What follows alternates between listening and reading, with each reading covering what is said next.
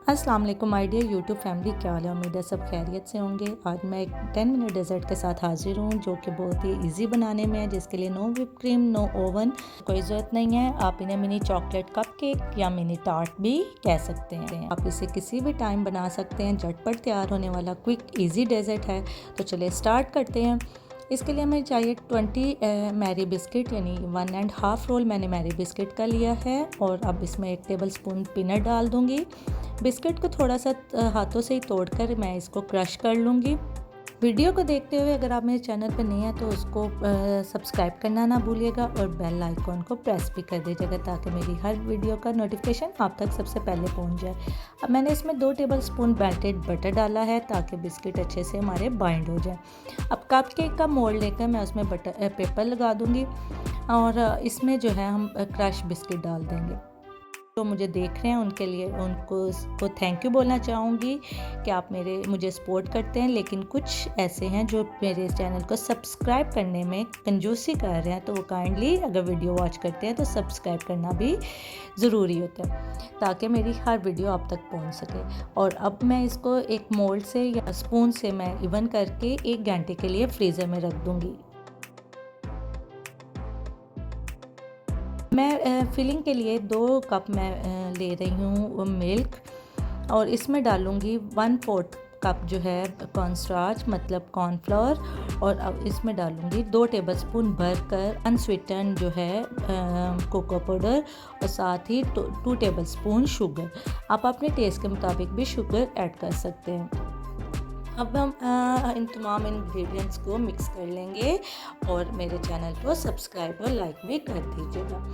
चलें, अब हम इसको मीडियम फ्लेम पर हम इसको पकाते हैं और साथ विस्क करते जाएंगे कंटिन्यूसली ताकि कोई भी इसमें लम्स ना बने और एक स्मूथ पेस्ट हमारे पास कस्टर्ड फॉर्म रहे।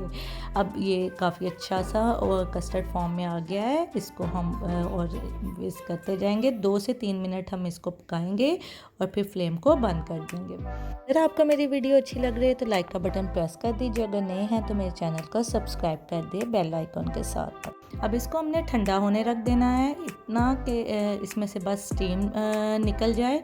अब हम इसको विस्क करेंगे ताकि स्टीम सारी आउट हो जाएगी। अब मैंने इसमें 1 टीस्पून बटर डाला है और 1 टीस्पून ही कोई भी चॉकलेट आपके पास है तो आप उसको डाल सकते हैं। अब इसको डाल के मैंने इसको ठंडा कर लिया है।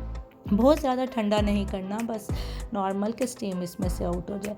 अब ये 1 घंटे के बाद हमारे पास जो बिस्किट बेस थी वो हमने निकाल ली है फ्रीज़र से और साथ ही मैं इसमें 1 स्कूप के करीब जो है इसमें फिलिंग कर दूंगी कस्टर्ड की।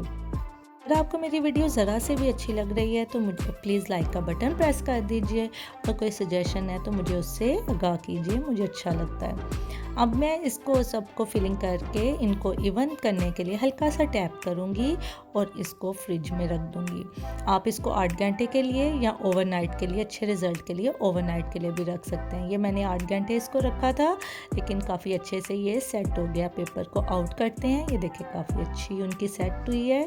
तो सारे पेपर को आउट करके हम इनको सर्व करते हैं। ये बहुत ही झटपट और इजी डेजर्ट है। आप इसको जब मर्ज़ी बना सकते हैं। पार्टी के लिए तो बहुत ही ज़बरदस्त है। किटी पार्टी करते हैं या कोई बर्थडे है तो उसमें आप बनाएं और मुझे इंशाल्लाह सबको पसंद आएंगे।